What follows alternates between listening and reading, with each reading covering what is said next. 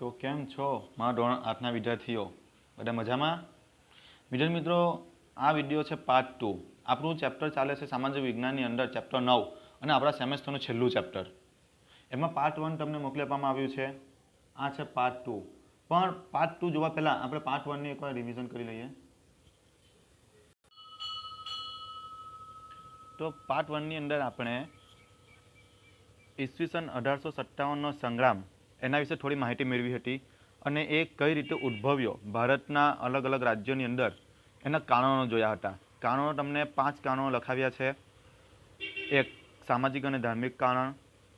બીજું, લશ્કરી કારણ. ત્રીજું, રાજકીય કારણ. ચોથું, આર્થિક કારણ. અને પાંચમું, તાત્કાલિક કારણ. આવા 5 જુદા જુદા કારણો જે 1857ના સંગ્રામના ઉદ્ભવનના કારણો બન્યા હતા એની વાત તમને કરી, જેની અંદર આપણે જોયું કે કેવી રીતે અંગ્રેજોએ પોતાની દમનકારી નીતિના કારણે ભારતના રાજ્યો હડપી લીધા હતા, પરંતુ તેના જે શાસકો હતા તેને પાછા મેળવવા માટે જે પ્રયત્નો કરે છે, જેને 1857નો સંગ્રામ એવું નામ આપવામાં આવ્યું. કારણ કે એ 1857ના સંગ્રામમાં જ, એટલે કે 1857 ઈસવીસન ત્યારે શરૂ થયું હતું. આજનો વિડીયો આપણું પાર્ટ 2, એની અંદર આપણે જોઈએ સંગ્રામનું આયોજન કેવી રીતના થયું હતું, આયોજન કઈ રીતે કર્યું હતું, એના પાસા શું હતા અને કોણે આ સંગ્રામની શરૂઆત કરી. તો હેડિંગ મારો, હેડિંગ છે સંગ્રામનું આયોજન અને મંગલ પાંડે. મંગલ પાંડે ક્રાંતિકારી હતા, જેઓ અંગ્રેજી સૈન્યની અંદર જોડાયા હતા, પરંતુ અમુક કારણોસર એઓ તેમાંથી છૂટા થઈ ગયા. એનું કારણ છે એનફિલ્ડ રાઇફલ. તમને ખબર હોય તો ઘણા બધા સૈનિકો બ્રિટિશ સૈન્યમાંથી નીકળી ગયા હતા. તો શરૂઆત કરીએ સંગ્રામનું આયોજન અને મંગલ પાંડે. મિત્રો, ઈસવીસન 1857ના મે મહિનાથી 31મી તારીખે દેશભરમાં એક સાથે ઈસ્ટ ઇન્ડિયા કંપનીની હુકુમત સામે સંગ્રામનું આયોજન હતું. આયોજન શું હતું કે 31મી મે મહિનાની 31મી તારીખે અને સાલ હતી 1857. એ દિવસે બ્રિટિશ ઈસ્ટ ઇન્ડિયા કંપની સામે હુકુમત સામે સંગ્રામનું આયોજન, કે હલ્લાબોલ કરવાનું હતું, એમની સામે યુદ્ધ લડવાનું એવું આયોજન હતું. અને એના બધા નેતાઓ હતા નાના સાહેબ પેશવા, બહાદુર શાહ ઝફર. તમને ખબર બહાદુર શાહ ઝફર કોણ હતું? એ મુઘલ સામ્રાજ્યના છેલ્લા વારસદાર બહાદુર શાહ ઝફર, પછી કુંવરસિંહ, અવધના નવાબ વગેરે તેમાં સામેલ હતા. એટલે આ સંગ્રામની અંદર આયોજન કરવામાં કે કઈ રીતે અંગ્રેજો સામે આપણે લડાઈ કરવાની છે. ત્યારબાદ કુસર અને બહાદુર સેનાપતિ તાત્યા ટોપે, નામ સાંભળ્યું છે ને તમે, તાત્યા ટોપે, અને તીક્ષ્ણ બુદ્ધિથી આયોજન કરનાર રંગો બાપુજી તથા પ્રખર ધારાશાસ્ત્રી એટલે કે કાયદાશાસ્ત્રી, પત્રકાર એવા અઝીમુલ્લા ખાન પણ આ સંગ્રામની અંદર મહેનત કરી રહ્યા હતા. એટલે કે સંગ્રામ ખૂબ મોટું હતું, આખા દેશની અંદર શરૂ કરવાનું હતું અંગ્રેજો વિરુદ્ધ, એટલે એનું આયોજન તો બરાબર હોવું જોઈએ ને.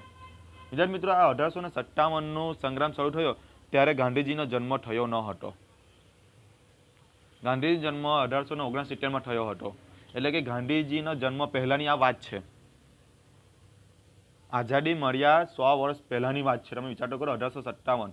લક્ષ્મીબાઈ, નાના સાહેબ પેશવા, બહાદુર શાહ ઝફર, કુંવરસિંહ, આ બધા રાજાઓએ અંગ્રેજો વિરુદ્ધ ગાંધીજીના જન્મના પહેલા જ એમણે અંગ્રેજો વિરુદ્ધ લડાઈ લડવાનું શરૂ કરી દીધું હતું. સંગ્રામ માટે પ્રજાને તૈયાર કરવા, જુઓ પ્રજાને પણ તૈયાર કરવાની હતી. સંગ્રામ માટે પ્રજાને તૈયાર કરવા સૈનિકો માટે પ્રતીક રૂપે રોટી અને પ્રજા માટે કમરના પ્રતીકો ગામડાઓ સુધી પહોંચાડ્યા. સૈનિકો તૈયાર કરવા માટે પ્રતીક રૂપે રોટી અને પ્રજા માટે કમરના પ્રતીકો ગામડાઓ સુધી પહોંચાડ્યા. મૌલવી, પૂંજારી, ભક્તો, ખેપિયાઓ, લોકનાયકો અને ઓલિયા તેમજ ભજનીકોએ લોકો સુધી આ સંદેશ પહોંચાડવાનો મોટો ભાગ ભજવ્યો. ભારતીય નાગરિકોની અંદર એમ 1857નો સંગ્રામ ખૂણે ખૂણે સુધી પહોંચે, કારણ કે તે સમયે તો ની તાર ટપાલ હતું, ન કોઈ ફોન કે ટેલિફોન એવું કશું કંઈ હતું નહીં. રેલવેની સુવિધા પણ હજુ તો માંડ માંડ શરૂ થઈ હતી. તો લોકો સુધી સંદેશ પહોંચાડવો કઈ રીતે? તો એ માટે મૌલવી, પૂંજારી, ભક્તો, ખેપિયાઓ, લોકનાયકો, ઓલિયા તેમજ ભજનીકો એ લોકો સુધી ખૂણે ખૂણે સુધી સંદેશ પહોંચાડ્યો. શાનો? સંગ્રામ ખેલાવાનો છે એનો. અને એવા જ સમયે જે એનફિલ્ડ રાઇફલ જે સૈન્યમાં દાખલ કરી, જેની અંદર ગાય અને ડુક્કરની ચરબીવાળા કારતૂસ ચલાવવાના હતા, તો એ માટે મંગલ પાંડે એનો વિરોધ કર્યો. આ ઘટનાને લીધે 31મી મે નિશ્ચિત થયેલી સંગ્રામની શરૂઆત થોડા દિવસ વહેલી થઈ ગઈ. જુઓ, તારીખ કઈ નિશ્ચિત કરવામાં આવી હતી? 31મી મે સંગ્રામની. પરંતુ મંગલ પાંડેના વિરોધ કરવાને કારણે આ સંગ્રામ 10 દિવસ વહેલો થઈ ગયો અને જે આયોજન કરેલું હતું એ ખોરવાઈ ગયું. આયોજન શું હતું? 31મી મે 1857 તે દિવસે સંગ્રામ શરૂ કરવાનો હતો, પરંતુ મંગલ પાંડે જે એનફિલ્ડ રાઇફલ જે દાખલ કરવામાં એને કારણે વિરોધ વધુ ઉગ્ર બનતો ગયો અને થોડા દિવસ વહેલું જ ચાલુ થઈ ગયું. પરિણામે વિપ્લવનું લક્ષ્ય પાર પાડી શકાયું નહીં. વિપ્લવ એટલે કે સંગ્રામનું લક્ષ્ય હતું અંગ્રેજો પાસેથી પાછી સત્તા મેળવી લેવી. અંગ્રેજોએ જે રાજ્ય પર કબજો કર્યો હતો એ પાછો મેળવી લેવો એવું લક્ષ્ય હતું. પરંતુ સંગ્રામ આયોજન કરતાં વહેલું શરૂ થઈ ગયું, તો આના કારણે 1857નો સંગ્રામ અસફળ રહ્યો. કેવો રહ્યો? અસફળ. જો અંદર આવે છે. ઉત્તર પ્રદેશના બિલિયા વિસ્તારના નગવા ગામમાં બ્રાહ્મણ કુટુંબમાં જન્મેલો અને 7 રૂપિયાના પગારથી બ્રિટિશ લશ્કરમાં જોડાયેલો મંગલ પાંડે ઉત્તર પ્રદેશના કયા ગામમાં? નગવા ગામમાં. અને એક બ્રાહ્મણ કુટુંબમાં એમનો જન્મ થયો હતો અને 7 રૂપિયાના પગારથી, મહિનાના 7 રૂપિયા પગારથી તેઓ બ્રિટિશ લશ્કરમાં જોડાયા હતા. મંગલ પાંડે 29મી માર્ચના રોજ સંગ્રામ માટે તૈયાર થઈ ગયો. જુઓ, 29મી માર્ચના રોજ તેઓ સંગ્રામ માટે તૈયાર થઈ ગયા અને એમની ઉંમર ત્યારે હતી માત્ર 26 વર્ષ. તો આ 26 વર્ષના મંગલ પાંડે યુદ્ધના પોશાકથી સજ્જ થઈ, યુદ્ધનો પોશાક, તલવાર, ભાલો, ઢાલ બધું જ લઈને સજ્જ થઈ માથે તિલક લગાવીને મેદાનમાં આવ્યા. શાના માટે? યુદ્ધ લડવા માટે અંગ્રેજો વિરુદ્ધ. બાકીના સૈનિકોને પણ લલકાર્યા, એટલે કે બાકીના સૈનિકોને પણ એમણે તૈયાર કર્યા યુદ્ધ માટે. જે સૈનિકો તેમની સાથે હતા પણ 31મી મે સુધી રાહ જોવામાં સંમત ન હતા. અમુક સૈનિકો 31મી મે સુધી રાહ જોવામાં સંમત હતા. મંગલ એટલી ધીરજ રાખી શક્યો નહીં, એટલે કે મંગલ પાંડે એટલી ધીરજ રાખી શક્યા નહીં. ક્યાં સુધી? 31મી મે સુધીની. અને એમણે તો માત્ર લડવું જ હતું અંગ્રેજો વિરુદ્ધ. અને મંગલ પાંડેને પકડી લેવાનો હુકમ મેજર હ્યુસેને આપ્યો. અંગ્રેજ અધિકારી છે એક મેજર હ્યુસેન, એને મંગલ પાંડેને પકડી લેવાનો હુકમ આપ્યો. પણ કોણ માને? કારણ કે બધા જ સૈનિકો ભારતીય હતા, કોઈ માની શકે એમ ન હતા. મંગલની રાઇફલે તેને વીંધી નાખ્યો. કોને? હ્યુસેનને. બીજા અફસરને પણ મંગલે ધૂળ ચાટાડ્યો. જુઓ, હ્યુસેન પછી બીજો એક અફસર આવ્યો, તેને પણ મંગલે બરાબર ધૂળ ચટાડી. હિન્દી સૈનિકોએ ધરપકડ કરવાની ના પાડી. જે હિન્દી સૈનિકો બ્રિટિશ સૈન્યની અંદર હતા એમને હુકમ આપેલો કે મંગલ પાંડેને પકડી રાખો, પરંતુ એ હિન્દી સૈનિકોએ એમની વાત માની નહીં. છેવટે બ્રિટિશ સૈનિકોનો ઘેરાવો વધતા, એટલે કે હિન્દી સૈનિકો તો અંગ્રેજોની વાત માનતા ન હતા, પરંતુ બ્રિટિશ સૈનિકોનો ઘેરાવો વધતા મંગલ પાંડે આત્મા બલિદાનનો માર્ગ પસંદ કર્યો. આત્મા બલિદાન કે શહીદી વહોરી લીધી. જાતે જ તેઓ શહીદ થઈ ગયા. લોહીથી લથપથ સિપાહીને તાબડતોડ હોસ્પિટલ લઈ જવાયો, કેમ કે તેની પાસેથી 1857ના સંગ્રામની આયોજનની માહિતી મેળવવાની હતી. જો, અંગ્રેજ સૈન્ય એને બચાવવા માંગતું હતું. કેમ? કે એની પાસેથી 1857ના સંગ્રામની માહિતી જોઈતી હતી, એટલે એને તાત્કાલિક હોસ્પિટલમાં દાખલ કરાયો. 6 એપ્રિલના રોજ 6 એપ્રિલ 1857ના રોજથી મંગલ પર સૈનિક અદાલતનું નાટક શરૂ થયું. એટલે કે મંગલ પાંડેને બચાવી લેવાયા, પરંતુ અદાલતમાં એને હાજર કરવામાં આવ્યો 6 એપ્રિલના રોજ. કાર્યવાહી થઈ, અંગ્રેજીમાં ચલાવવામાં આવી. એમની ઉપર જે કાર્યવાહી ચલાવવામાં આવી એ સામા અંગ્રેજી ભાષામાં ચલાવવામાં આવી અને ફાંસીની સજા આપવામાં આવી મંગલ પાંડેને. શાની સજા આપવામાં આવી? હ્યુસેન જે અધિકારી હતો એને મારવાનું, ત્યારબાદ બીજા અફસર આવ્યા એને પણ મારવાનું. એ આરોપસર મંગલ પાંડે પર કાર્યવાહી ચલાવવામાં આવી અને ફાંસીની સજા ફરવામાં આવી. પરંતુ અંગ્રેજોને આ દેશભક્ત પાસેથી કોઈ જ માહિતી મળી નહીં. એમણે મંગલ પાંડેને ઘણા ટોર્ચર કર્યા માહિતી મેળવવા માટે, પરંતુ કોઈ માહિતી એમને મળી નહીં. અને 8મી એપ્રિલ સવારના 5:30 વાગે મંગલ પાંડે, આપણા ભારતના પ્રથમ ક્રાંતિવીર, એમને ફાંસી આપી દેવામાં આવી. આમ શ્રી મંગલ પાંડે એ ઈસવીસન 1857ના સંગ્રામના પ્રથમ શહીદ બન્યા. જુઓ, માત્ર 26 વર્ષની ઉંમરે. વિચાર તો કરો, મારી કરતા પણ નાના. 1857ના સંગ્રામની શરૂઆત એમણે જ કરી અને પ્રથમ શહીદ પણ તેઓ જ થયા. કેટલી બહાદુરીથી અંગ્રેજો સામે લડ્યા હશે એકલા હાથે. આપણે વિચારી પણ ન શકીએ આટલી નાની ઉંમરમાં અંગ્રેજો વિરુદ્ધ એમ લડાઈ લડવી એટલે કેવા ખાવાના ખેલ નથી. અને ફાંસીના માસરે ચડવું એ તો કંઈ અદ્ભુત જ કહેવાય. તો વિદ્યાર્થી મિત્રો, આ રીતે મંગલ પાંડે 1857ના સંગ્રામના પ્રથમ શહીદ થયા.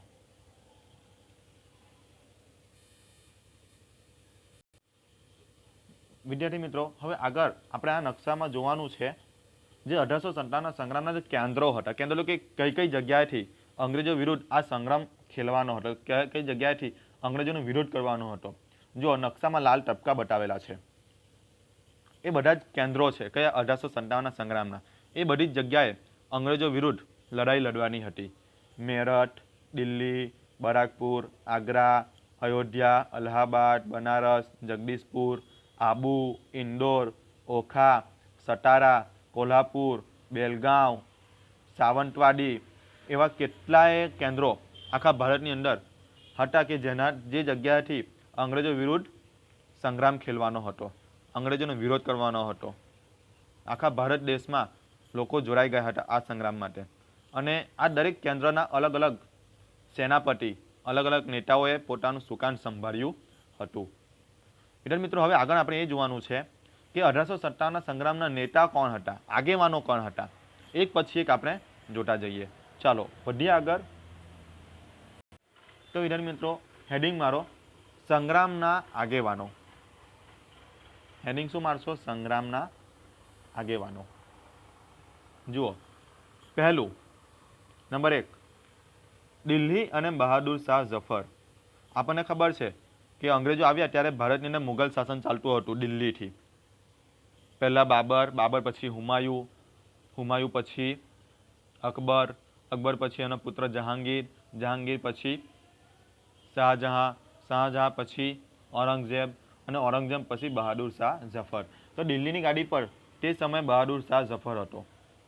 મેરઠના સિપાહીઓ 11મી મેની સવારે દિલ્હી પહોંચી ગયા. જુઓ, મેરઠના સિપાહીઓ એટલે કે મેરઠ ત્યાં અંગ્રેજોના સિપાહીઓ હતા, તેઓ ક્યાં પહોંચી ગયા? દિલ્હી સવારે 11 વાગે. 11મી મેના રોજ સવારે દિલ્હી પહોંચી ગયા. તેઓએ ત્યાં રહેલા સિપાહીઓની સહાયથી દિલ્હીનો કબજો લઈ લીધો છે ને. 80 વર્ષના તે સમયે બહાદુર શાહ ઝફર 80 વર્ષના હતા, એટલે કે એકદમ વૃદ્ધ થઈ ગયા હતા.